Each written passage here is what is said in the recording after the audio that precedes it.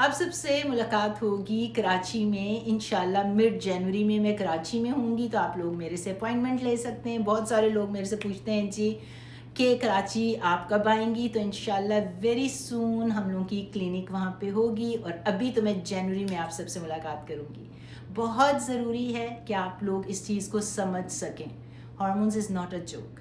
ऐसे डॉक्टर के पास जाना है जो उसका स्पेशलिस्ट हो। पाकिस्तान में I am the only specialist, I understand. मैं लोगों को टीच एंड ट्रेन कर रही हूँ, लेकिन छोटे छोटे कोर्सेज से अभी डॉक्टर्स जल्दी तैयार नहीं होते। जो लोग मेरी अम्ब्रेला में काम कर रहे हैं उनको तो मैं बहुत सुपरवाइज करती हूँ। हार्मोन्स बहुत ट्रिकी होते हैं। जब आप हार्मोन्स लिखते हैं ना, तो एक तो होता है बस कोई भी प्रिस्क्रिप्शन लिख के दे दी, जाके पेशेंट ने ले ली, उसके बाद अगले साल आया। हार्मोन्स ऐसे नहीं होते। हार्मोन्स जो होते हैं उनके साइड इफेक्ट हो सकते हैं। उसमें हो सकता है शुरू में ब्लीडिंग हो जाए, ब्रेस्ट टेंडरनेस हो जाए, ब्रेस्ट वेट गेन होना स्टार्ट हो जाए, डिस्चार्ज हो जाए कोई। तो आपको पेशेंट के जो अगले 4-5 हफ्ते होते हैं वो तो आप उनके साथ लिटरली फ़ोन पे होते हैं। आप उनको बता रहे होते हैं कि आपने कैसे कैसे इस कॉम्प्लिकेशन को, इस साइड इफ़ेक्ट को मॉनिटर करना है। इसकी वजह से डॉक्टर बहुत फुली ट्रेंड होना चाहिए। अब अगर आपको हैवी ब्लीडिंग हो रही है, डॉक्टर को पता ही नहीं कि ये हैवी ब्लीडिंग जो है लाइनिंग ऑफ यूट्रस को हमने कैसे मॉनिटर करना है, हमने कब बायोप्सी करनी है तो और कब हमने नहीं करनी। तो खतरे वाली बात है ना। अगर डॉक्टर को ही नहीं पता कि ये चीज़ कैंसर करेगा या ये चीज़ नॉर्मल प्रोसेस है और ये इसका साइड इफ़ेक्ट नॉर्मल है, तो आपको कैसे बता सकेगा। करिकुलम में तो ये ट्रेनिंग थी नहीं।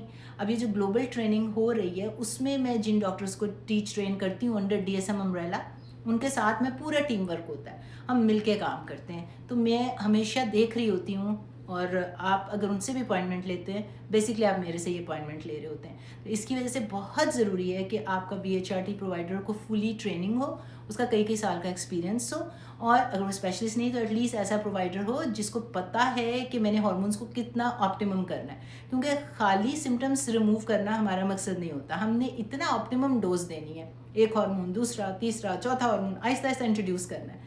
मेटाबॉलिज्म जिस्म के अंदर कैसे हो रहा है एस्ट्रोजन का, अगर आपका लिवर सही काम नहीं कर रहा, आपका गट सही काम नहीं कर रहा, फिर भी टॉक्सिसिटी ऑफ एस्ट्रोजन हो जाएगा।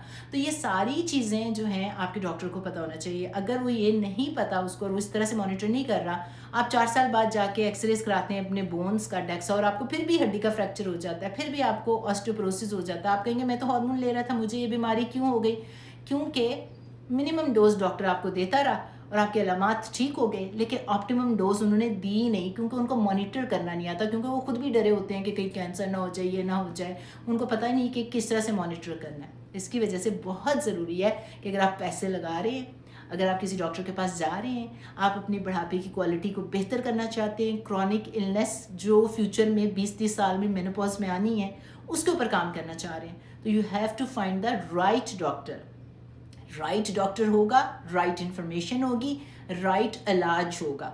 क्योंकि कुछ चीज़ें जो आप भले के लिए दे रहे होते हैं, अगर उसकी टॉक्सिसिटी हो जाए, रॉन्ग डोज हो जाए, उसको मॉनिटर ना किया जाए, तो फिर वो नुकसानदेह भी हो सकता है in the long term. So the key to health is the right provider, यानी कि एक अच्छा डॉक्टर जो सिर्फ डॉक्टर नहीं है बल्कि हीलर भी है।